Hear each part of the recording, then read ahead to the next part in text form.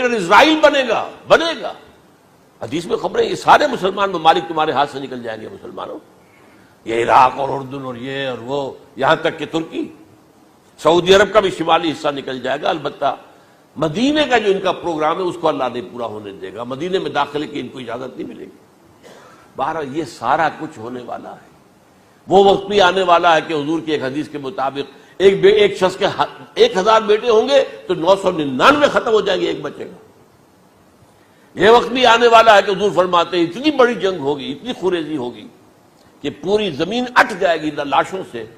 تو پرندہ جو ہے کوئی، ایک تو پرندے ہوتے ہیں کہ جو مردار خور ہے، گدھ ہے، وہ تو بڑی خوشی سے اتریں گے، تناول فرمائیں گے لاشوں کو.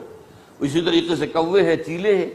لیکن جو نفاست پسند پرندے ہیں وہ لاش کے اوپر اترنا نہیں چاہتے. تو ایک پرندہ اڑتا چلا جائے گا، اسے کہیں زمین پر اترنے کی جگہ نہیں ملے گی، لاشیں ہی لاشیں ہوں گی.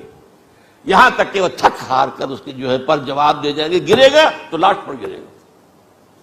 یہ وقت آنے والا، اور یہ یہودیوں کے ہاتھوں، یا یہودیوں کے جو سپورٹرز ہیں اس وقت، جو ان کے ہاتھ میں آلہ کار ہیں، ان کے ہاتھوں آنا ہے.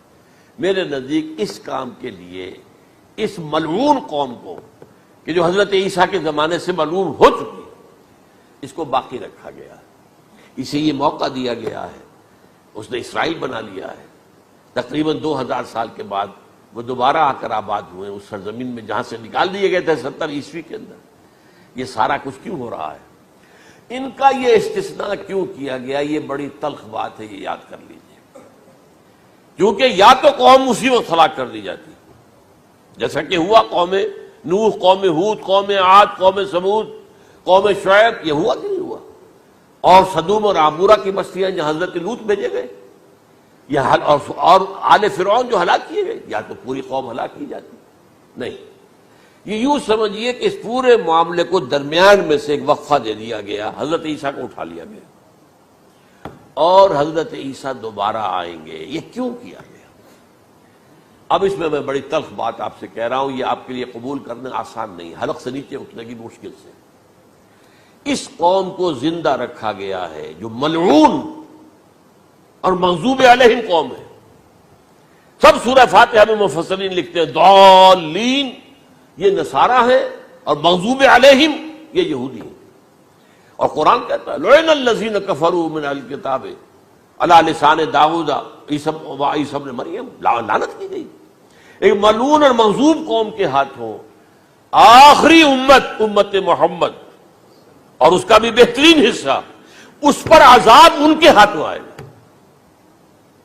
عربوں پر عذاب یہودیوں کے ہاتھوں، اس لیے ان کو بچایا گیا. یہ میں نے کئی دفعہ واقعہ سنایا. مولانا اصلاحی صاحب بتایا کرتے تھے، کیونکہ وہ راجپوت تھے، یو پی کے راجپوت، مشرقی حصے کے. کہ ہمارے ہاں کوئی نوجوان اگر کوئی بڑی گری ہوئی حرکت کرتا تھا تو اس کے سر پر چمار کے ذریعے، چمار کے ہاتھوں جوتا لگوایا جاتا تھا. اگر راجپوت کے سر پر راجپوت کا جوتا گرا تو چلو تکلیف تو ہوئی، لیکن یہ کہ راجپوت کا جوتا گرا ہے نا، پڑا ہے.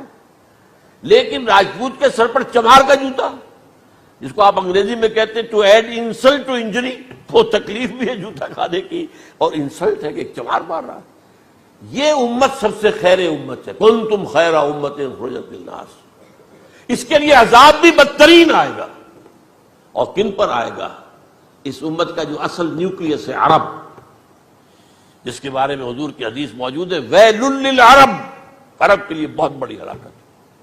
اور آج ہماری نظر میں آ رہا ہے وہ ملعون اور مغضوب علیہم قوم، ان کے سینے کے اندر خنجر کی طرح بھونکی گئی ہے.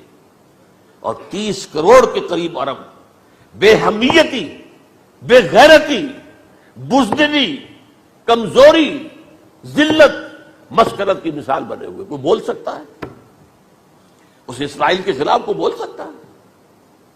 30-35 لاکھ آدمی ہے اسرائیل کے اندر یہودی، اس سے زیادہ تو امریکہ میں 50 لاکھ کے قریب.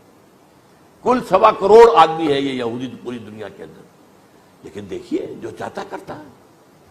جب چاہا اس نے عراق کے ایٹمک انسٹالیشن کو تباہ کر دیا، اور سعودی عرب کی فضا میں اس کو فیول کا کیا ہے انہوں نے. دوبارہ ری فیولنگ جو ہوئی ہے ان کے جہازوں کی، وہ سعودی عرب کی فضا میں ہوئی.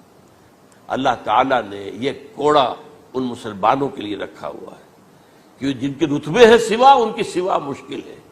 جتنا اونچا مقام اللہ نے دیا عربوں کو، ان میں حضور کو اٹھایا، ان کی زبان میں اپنا آخری کلام نازل کیا، تو ان کی ذمہ داری بھی بہت ہے. جن کے رتبے ہیں سوا، ان کی سوا مشکل ہے. یہ ہے میرے نزدیک واللہ اعلم